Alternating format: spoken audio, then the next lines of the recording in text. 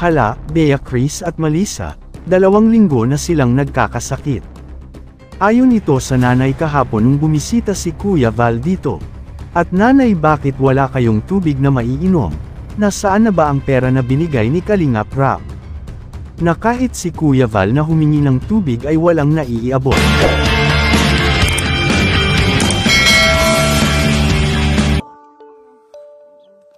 Pag may tao dapat makikibo, hindi matambay sa loob. Nini, ikaw ba yung anak? Anong sakit niyan? Yun lang. Ano yun? Pangalan mong anak yun? Parang hindi naliligo ah. Sino pa nandiyan sa loob? Saan ang papunta anak mo? Anong kinukuha doon? Nang ano, inumin?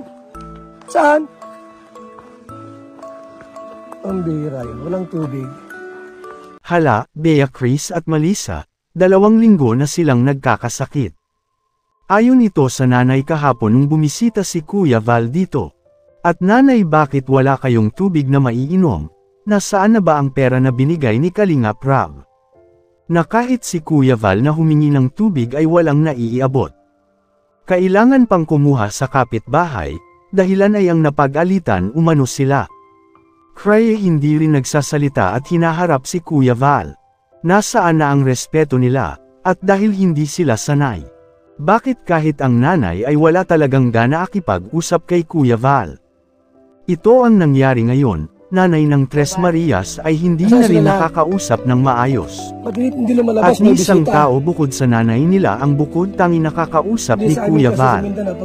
Nakikita sa bahay nila, multo o aswang umaaligid umano kaya parang hindi sila normal. Dito at nakaramdam si Kuya Val kahapon, at napag-alaman niya na may problema talaga ang magkakapatid na ito. Parang wala na talaga sila respeto, dahil nga sa hindi man lang hinarap si Kuya Val. Naiinis na rin pati si Kuya Val, kasi kahit anong gawin niya, ay ayaw pa rin lumabas ang tatlo. Ano kaya ang nakikita at nararamdaman ni Kuya Val na kakaiba? Samantala, nakakapanindig balahibo daw kasi kapag nasa paligid. Lalo na kung nakakaabot na ng gabi, ito ang gagawa natin ngayon ng reaction mga kababayan. Pero bago yan, nais ko sanay like ang video na ito. At lulingning ng buhay ko. Chris! Saan si Chris? Hindi ko makita si Chris. Chris! Chris! Hindi pa lumalabas sa bahay. Susunugin ko na yung bahay nila. Baka magkamatay ito. Sanay patapusin niyo muna ang kabuuan ng video na ito hanggang dulo. Para inyong malalaman ang nilalaman nito, at isang mapagpalang araw mga kababayan. Lalo na sa ating ama na si Kuya Val Santos Matubang. Ate Edna Vlogs, Kalingap Rap, maraming salamat po. Yes mga Kalingap, mismo na si Kuya Val ang nakasaksi, na ang Tres Marias na mahiyain ay ayaw pa rin talaga lumabas. Na hindi malamang dahilan, nakapagtaka lang at bakit ganito sila. At ang laging bukang bibig ni nanay, kaya ayaw nito lumabas ang magkakapatid na mahiyain. Na! May tubig kayo dyan mainom? Ha?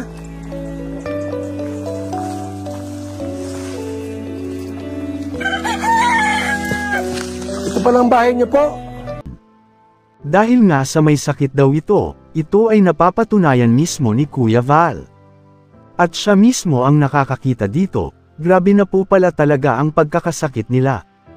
Umaabot na kasi ito ng halos 2 linggo na ang sakit nila. Pero last time na vlog ni Kalingap Rap at wala na silang sakit. Naguguluhan na tayo dito mga kababayan. Ito ay nag-umpisa noong time na napagsabihan sila. At napapagalitan ng nanay nila, duda kasi tayo na sila ay sinasaktan ng nanay nila. Kaya naman dito mismo sa bahay nila, kanya-kanya silang talukbong ng kumot noong maabutan ni Kuya Val. Napapatunayan talaga mismo ni Kuya Val na sadyang mahiyain talaga ang tatlo. Ni hindi nga niya ito nakakausap, kahit anino umano nila ay hindi niya nakikita. Dito nga sa pagharap niya kay nanay, at napag-alaman natin na para bang wala lang kay nanay ang pagpunta ni Kuya Val para mabisita at mabigyan ng ayuda o mga grocery na pangunahing pangangailangan ng bawat pamilya. Naging mahirap lang ang sitwasyon, dahil si Kuya Val ay nahihirapan dito. Mismo kasi ang ina nila ay parang hindi nakikipag-cooperate. Kung ano ang pinakita niya kay Kalingap Rab, ay ganun din ang pinakita niyang asal sa tatay nito na si Kuya Val. Para bang wala siyang ganang kausapin ang mga ito. At kumakausap kanino, mahirap kasi sa sitwasyon na ganito. Dahil lahat ng tanong ni Kuya Val, ay iilan lang ang nasagot niya. Para bang may iniiwasan ito, natatawa na lang ito noong biniro na siya ni Kuya Val. Samantala, pagkatapos kasi ng interview ni Kuya Val, ay may nakikita tayong kakaiba sa mga kilos at may nakikita tayong puting tao. Nabigla na lamang lumabas, sino nga ba ito? May nagsabi kasi na baka ito ay kakaibang nilalang. At kailangan na daw dito si Ed Calwag, na isang paranormal expert. Maganda kasi talaga kung masusuri sila, pero ang pinakamaganda ay sa doktor sila dadalhin. Samantala, balikan po natin ang mga taong nasa likod umano kaya sila nagkakasakit. Hindi ko masisi sila dahil para na rin ito sa kabutihan nila.